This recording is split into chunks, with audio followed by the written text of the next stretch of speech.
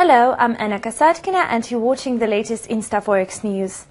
In January, Andrew Santins, who was the only one to support the interest rate increase to the level of 0.75% in Britain, got the co-ally in the face of his colleague Martin Will.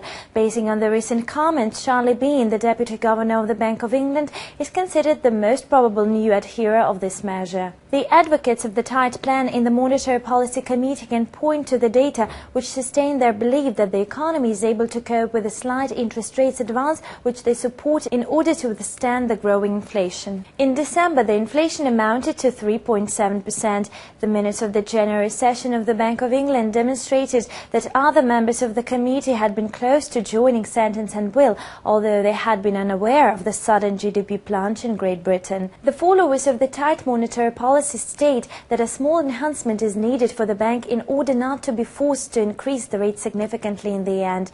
Their opinion regarding that the economy can cope with a slender interest rates upturn got the backup in February, when the data showed that the activity in the dominating services sector upmoved in January and the industrial sector activity was advancing at the fastest tempo in about 19 years. The GDP of Great Britain lowered by 0.5% in Q4 of 2010. The inflationary anticipations are heated by the prospect of the wages increases.